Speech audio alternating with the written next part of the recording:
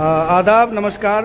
मेरे साथ आज मेरे गुरु, मेरे रहबर, मेरे मोहसिन और मेरे बहुत कुछ मेरी ज़िंदगी में जिनसे मैंने बहुत कुछ सीखा है। आज all India Mahila empowerment party national president Aalma doctor Nohra Shaikh के प्रोग्राम में शिरकत करते हुए मैंने सोचा कि इस लम्हे को कैद कर लिया जाए और इस लम्हे को महफूज बना लिया जाए और सर का उस नज़रिया पर उनकी राय ली जाए, उनके तासुरात लिए जाएं कि दरअसल महिलाओं पर काम करने का आज कितनी ज़रूरत है और डॉक्टर नोहरा शेख जिन मामलात को लेकर के आगे बढ़ रही हैं उसकी समाज में आज किस कदर ज़रूरत है।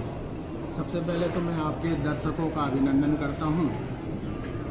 हज़रत मोहम्मद साहब सल्लल्लाहु अलैहि वसल्लम के ही ज़माने में जो उनकी पहली पत्नी थी हज़रत खातीजा, उस स्थिति पे भी अगर दुनिया की महिलाएं आ गई, माताएं बहनें आ गई, तो भी जो है एक बहुत बड़ा मुकाम उनको मिल जाएगा।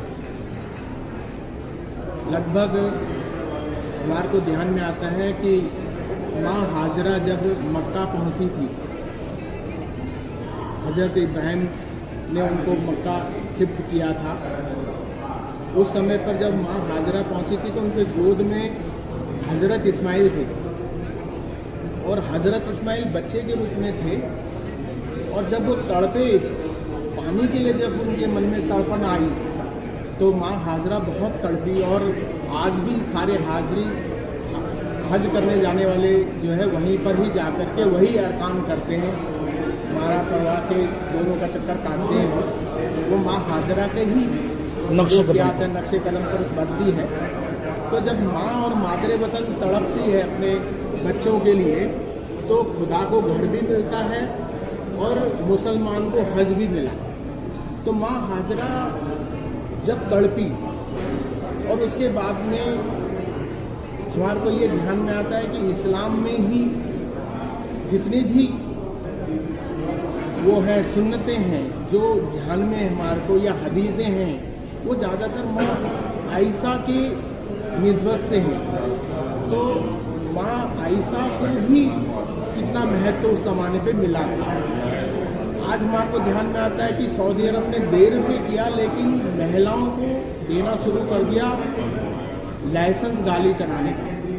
और हिंदुस्तान में भी मुस्लिम बहनों के अंदर एक नई तरह की क्रांति पैदा हुई जब सीएए के विरोध में खड़ी हुई बहनें। तो हमने उसका विरोध नहीं किया क्योंकि कम से कम वो अपने पर्दे से तो निकली बाहर, अपने घर से तो निकली, अपने हुकूक के लिए लड़ी, तो हमने उसको अच्छा समझा। उसमें हमारे को ये ध्यान में आया कि वो ज़्यादा जागरूक हो और उनकी स्थिति ज़्यादा जागरूक हो। और कहीं ना कहीं सरकार ने भी एक साथ 3 तलाक के विद्दत के विरोध में जो प्रस्ताव पारित किया और महिलाओं को आरक्षण देने का जो काम किया वो भी अपने आप में बहुत महत्वपूर्ण है। तो हम ऐसे उपाय करके लगातार सभी बहनों को, हिंदुस्तान की ही नहीं पूरी दुनिया की बहनों को कैसे मजबूत कर सकते हैं। और 50% बहनों की आबादी है तो वो 50% आबादी भी काम पर लगेगी, परिवार को संभालने के साथ साथ देश को संभालने का भी काम करेगी, अपने बाकी सब चीज़ों को भी संभालने के काम करेगी। तो एक बहुत बड़ी शक्ति के रूप में भारत सहित पूरा विश्व खड़ा होगा।